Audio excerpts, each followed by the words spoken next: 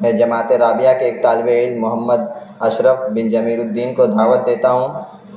کہ وہ آئیں اور ایک تقریر پیش کریں۔ محمد اشرف بن جمیل الشیخ۔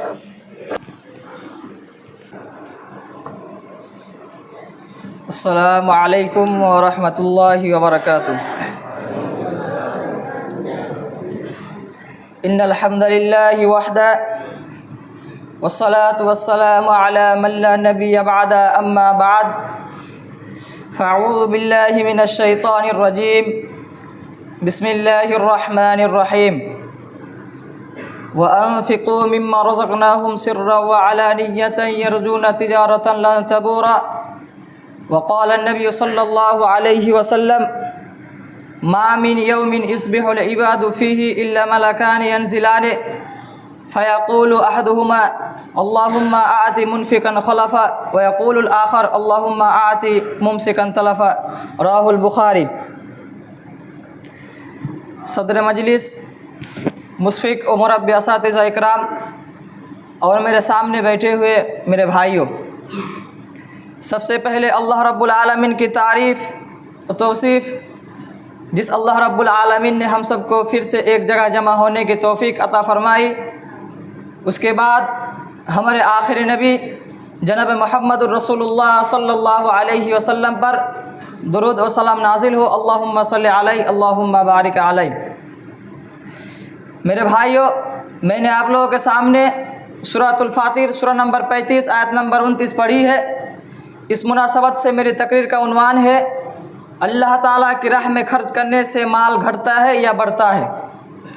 میرے بھائیوں، جب آپ آیت قرآنیہ اور احادیث رسول کے مطالعہ کریں گے تو آپ کو معلوم ہوگا کہ فی سبیل اللہ خرچ کرنے سے مال میں کمی نہیں ہوتی، بلکہ اس سے مال میں مزید اضافہ ہوتا ہے، کیونکہ خالق کائنات کے راہ میں خرچ کرنا ایک ایسی انوکھی تجارت ہے جس میں نقصان کی کوئی گنجائش نہیں، اور جب نقصان کی کوئی گنجائش نہیں تو اس کے راہ میں خرچ کرنے سے فائدے ہی فائدے حاصل ہوتا ہے۔ جیسے کہ اللہ رب العالمین ارشاد فرماتا ہے سورۃ الفاطر سورہ نمبر 35 آیت نمبر 29 کے اندر، وَأَنفَقُوا مِمَّا رَزَقْنَاهُمْ سِرًّا وَعَلَانِيَّةً، اور جو کچھ ہم نے انہیں عطا کی ہے وہ ان میں سے پوشیدہ اور علانیہ خرچ کرتے ہیں۔ یرجون تجارۃ لن تبور، وہ ایسی تجارت کے امیدوار ہیں جس میں کبھی بھی نقصان واقع نہیں ہوگا۔ میرے بھائیو، آیت کریمہ میں مذکورہ لفظ لن تبور کے ذریعے اللہ رب العالمین اپنے بندوں کو یہ تعلیم دینا چاہتا ہے کہ میرے راہ میں خرچ کرنے کے بعد کمی کا خوف نہ کرنا، اس لیے کہ میرے راہ میں خرچ کرنا یہ وہ تجارت ہے جس میں خسارہ کی کوئی گنجائش نہیں، اس لیے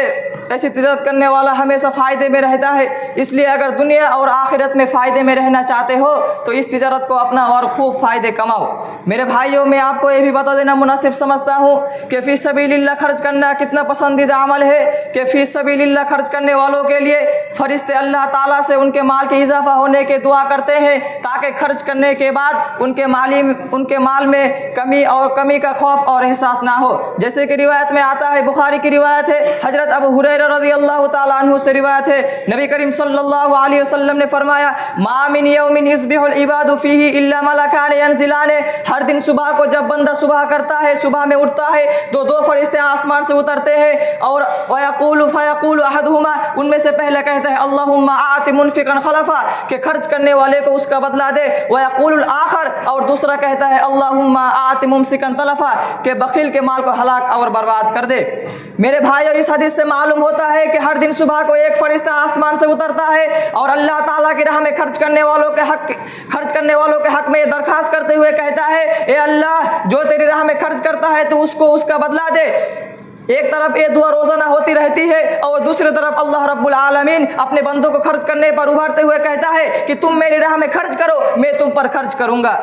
میرے بھائیوں، سب سے بڑا جاہل اور سب سے بڑا بیوقوف وہ شخص ہے جو یہ سوچتا ہے کہ اللہ کی راہ میں خرچ کرنے سے مال میں کمی آ جاتی ہے اور مال گھٹ جاتا ہے، جبکہ اللہ رب العالمین خود کہتا ہے تم میری راہ میں خرچ کرو، میں تم پر خرچ کروں گا۔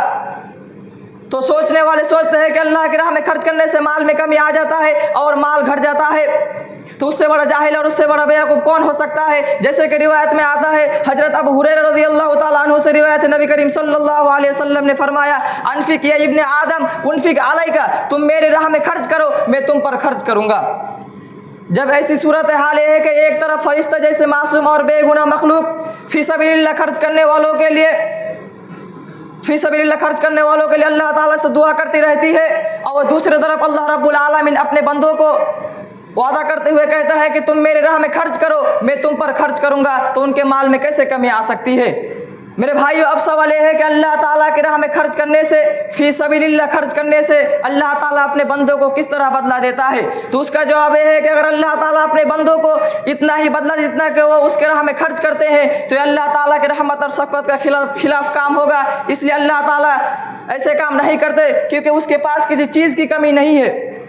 دربار الہی کا سسٹم ایسا ہے کہ اللہ تعالیٰ اپنے بندوں کو مال لٹانے پر اس میں کچھ بھی کمی نہیں آتی، اس لیے اللہ تعالیٰ اپنے بندوں کو دل کھول کر دیتا ہے۔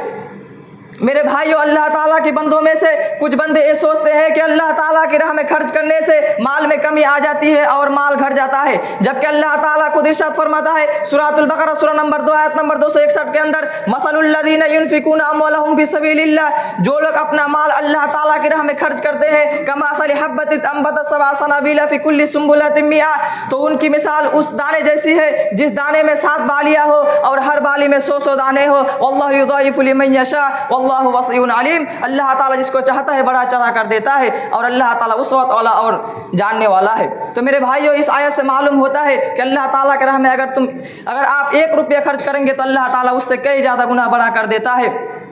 مذکورہ آیت کریمہ اپنے صاف الفاظ میں اعلان کرتی ہے، امت محمدیہ کو اعلان کرتی ہے کہ امت محمدیہ، اگر تم آخرت کے ساتھ ساتھ دنیاوی زندگی میں خوشحال رہنا چاہتے ہو تو اللہ تعالیٰ کے راستے میں، بھلائی کے راستے میں حلال مال خرچ کیا کرو، جیسے کہ مسکینوں، محتاجوں، فقیروں، ضرورت مندوں، بے کسوں، بے بسوں ضرورت مندوں کی مدد کیا کرو، تو اللہ تعالیٰ تمہیں اپنی رحمتوں اور برکتوں کا بارش برسائے گا، جیسے، اور انشاءاللہ تم آگے جا کے مالدار بن جاؤ گے۔ جیسے کہ عرب کے لوگوں کی حالت ہے، وہ جس طرح فی سبیل اللہ خرچ کرنے میں آگے ہیں اسی طرح مالداری میں بھی آگے ہے۔ میرے بھائیو، آج ہمارا حال کیا ہے؟ آج ہم سوچتے ہیں کہ اللہ تعالیٰ کی راہ میں خرچ کریں گے تو ہمارے مال میں کمی آ جائے گا، ہمارے مال گھٹ جائے گا، جبکہ ایسا نہیں ہے۔ اگر اللہ تعالیٰ کی راہ میں مال خرچ کرنے سے مال میں کمی آ جاتا اور مال گھٹ جاتا، میرے بھائیو غور کریں، اگر اللہ تعالیٰ کی راہ میں مال خرچ کرنے سے مال میں کمی آ جاتا اور مال گھٹ جاتا تو آج کسی دیش کو اگر غریب دیش کہا جاتا تو عرب کنٹری کو کہا جاتا، کیونکہ میرے بھائیو سب سے زیادہ خرچ کرنے والے وہی لوگ ہیں۔ تو میرے بھائیو، اس سے معلوم ہوتا ہے کہ اللہ تعالیٰ کی راہ میں خرچ کرنے سے مال میں کمی نہیں ہوتی بلکہ اس میں مزید اضافہ ہوتا ہے۔ میرے بھائیو، اگر آخرت کے ساتھ ساتھ دنیاوی زندگی میں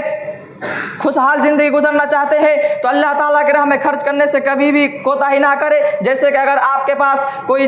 دست دراز کرے تو اس ہونے کے باوجود بھی آپ اسے واپس نہ کرے، کچھ نہ کچھ دے کر واپس کرے اور ڈانٹ ڈپٹ نہ کرے۔ اگر آپ کے پاس مال ہونے کے باوجود بھی آپ ان سے جھوٹ نہ بولے، کیونکہ وہ آپ کے پاس زمین و زائدت مانگنے نہیں آتے۔ اگر آپ کے پاس کچھ نہ ہو تو آپ انہیں ادب سے نرم بات کہہ کر رخصت کر دیجیے، کیونکہ اللہ تعالیٰ کے بندے ہونے میں آپ اور وہ دونوں برابر ہے، کیونکہ بس فرق اتنا یہ ہے کہ وہ مانگنے آتے ہیں اور آپ دیتے ہیں۔ اور اللہ کی راہ میں اپنی مال کی زکوٰۃ نکالیے، بالخصوص مستحقین کو اس کا مال پہنچائیے، اور مسافروں کی اور مسکینوں کی مدد کیا کرے، کیونکہ اللہ تعالیٰ کی راہ میں زکوٰۃ نکالنے سے مال میں کمی نہیں ہوتی بلکہ اس سے مزید اضافہ ہوتا ہے۔